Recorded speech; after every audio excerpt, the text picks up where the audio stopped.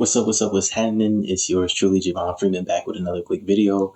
I want to start this off by saying, follow me on Instagram at the b.o.m.experience, aka the betting on myself experience. On YouTube right now, like, comment, share, subscribe, share the link, hit the notification bell as well. I want to get into this one. Israel and America is a decent topic to talk about. I got my thoughts and opinions on it, but let's see what these people are talking about today. Alicia, so what can we expect from Benjamin Netanyahu's visit to the White House as the ceasefire deal continues to hold? Let's ask retired U.S. Army General Dana Pittard. General, thank you so much for being here. It seems as though these two men, Netanyahu and Trump, have been very supportive of each other in the past, but there is a potential difference here in that obviously President Trump wants the situation in the Middle East to be quiet so he can focus on other priorities here at home. Netanyahu has some pressure from his right wing to resume the war when we get to the second phase. So how do you see the meeting at the White House playing out, General? Well, good morning, Jonathan. You're right. It's really an opportunity. It's an opportunity with President Trump's relationship with Prime Minister Benjamin Netanyahu for more stability in the region and possibly even peace. But that's got to be shaped. And it's going to be, I assume, some very hard discussions as far as what the next steps are. There's a real opportunity here for possible peace agreements between. I just want to make this clear. Throughout my research and digging on Netanyahu, I can. There's a lot of questions surrounding the Jewish practices, faith. Again, to each their own. However, when we look at the net outcomes in a historical sense, for some reason, it's always a net negative, and they're at the center of it. That's just my research. I could be wrong. But hey, to each their own. There's people like Candace Owens, that have come to the same conclusions that I've even come to on my own. And then, shoot. I mean, we see how media spun, who owns media. Again, just the research. And then on my own personal research, looking into Netanyahu, transcripts of his conversations. And then when you just look at the what is now AIPAC, or the Israeli party lobby, and our government, just seeing how they were always in the middle of sticky situations, and how people that have always had something to say about them has, miraculously ended up in a sticky situation of their own. It just doesn't look that great. Now, I'm not going to sit here and cast judgment. What I am saying is, the overall totality is looking negative. That's a BOM score. 2 thumbs down. But hey, that's just my assessment. I could be wrong. I'm not above reproach. Somebody let me know something. Anyway, let's get back into this. The Palestinians, Israelis, Israel and Lebanon, Israel and Syria. But that's got to start with the freeing all the hostages. It's got to start with humanitarian assistance to Gaza, and eventually investment and rebuilding of Gaza.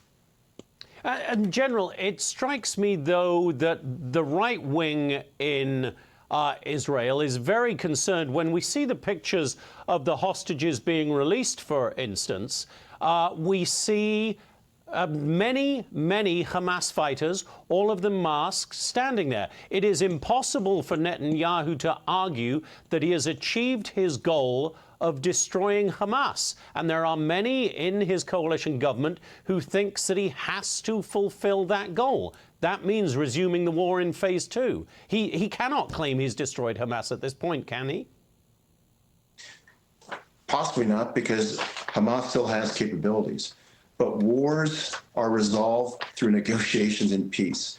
Israel has, for the most part, won this war. Yes, Hamas still has some capabilities, but they've won the war. So now it's time to have the peace and rebuild Gaza, have a stable relationship between the Palestinians and Israel, which benefits both. So, do you believe that we will see a different governing authority other than Hamas in Gaza within the next 12 to 18 months, General? I think that's actually non-negotiable. There's no way Israel can have a government that involves Hamas on the Palestinian side. So that must be a requirement of any kind of peace agreement, is Hamas is not a part of it. And General, could I...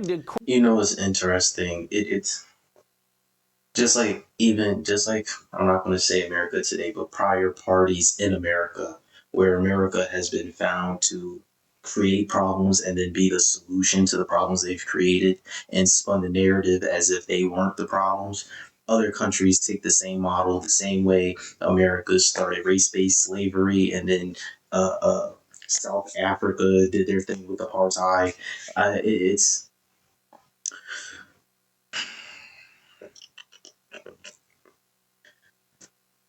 You can sit there and say you don't want Hamas, but then there's been documents released on how Netanyahu has been sitting, has sat here or sat down and addressed how, again, taking after other nations and, doing backdoor dealings and propagating certain things so they can get the outcome that's desired. And most news medias only talk about, especially in America, only talk about October 7th, which I think was last year or the year prior, maybe last year.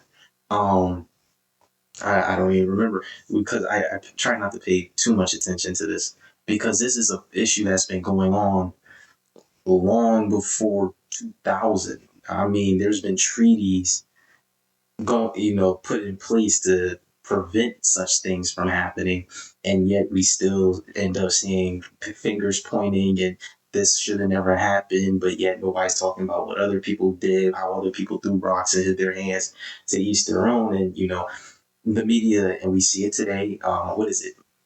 NBC, I think it is, that's in the lawsuit, or CBS. Please forgive me if I'm wrong. Hold on. Let me look at it real quick.